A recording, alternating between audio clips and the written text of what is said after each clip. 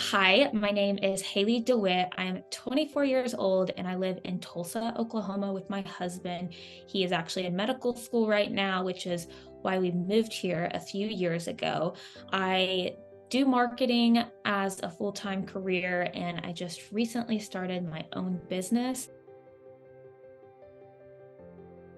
I have a family history of leukemia. So my mom had AML and then my grandma had CML. After my mom had passed away in 2020, I started just doing research on my family and just really trying to get answers as to why there was so much leukemia in my family and to figure out if it was genetic. I have always bruised very easy. And so I knew obviously that that has to do with blood. And then there's blood cancer in my family. And so I started putting the pieces together of this is genetic. And I reached out to my mom's doctor in Houston, Texas. And he actually told me that AML is not genetic, so you have nothing to worry about. And I was like, okay, well, that's good. But I started, coming back to realization that it has to be genetic. There has to be a reason why so many family members have gotten it. I think a big part for me was figuring out why everyone in my family, and specifically women, which is the interesting part of it all. A lot of people have told me that it doesn't matter male or female, but it has affected two obviously very important female people in my life. And then also just for myself of why do I bruise easy? Why do I get mouth sores? Why is my eczema so bad? I connected with a genetics counselor to talk through basically my family history and then also symptoms that I've experienced. And then we started the testing process and it honestly all happened really quick. So I have RUNX1 deletion of exons 1 through 5.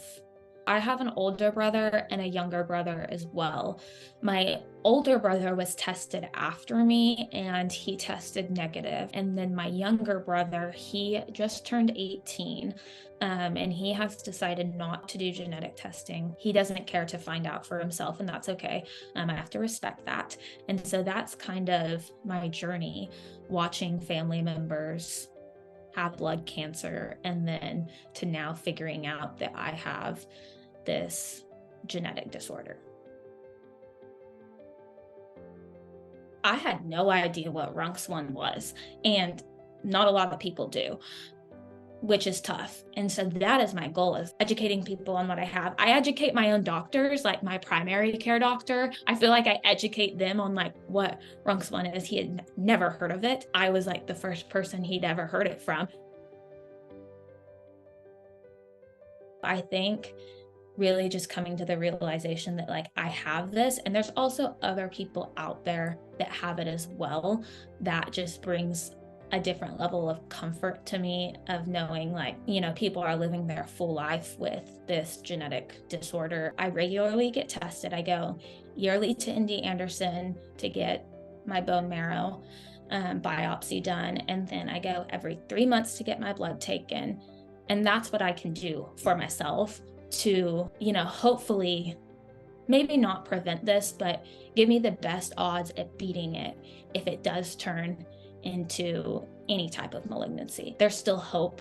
It's not stopping me from living my life to the fullest. I'm doing what I can to prevent anything bad from happening, and that's all I can do. But also just having hope that they are going to find out better treatment options.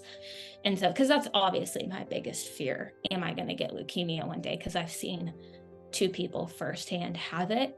And honestly, the heartbreak, how terrible it is, how it affects so many people. And so that part's scary, but I think that I have peace of mind and I have hope, and I haven't stopped living. How I figured out about the RUNX1 research program was through my genetics counselor. I had Sarah Bannon as my genetics counselor when I originally figured out that I had RUNX1.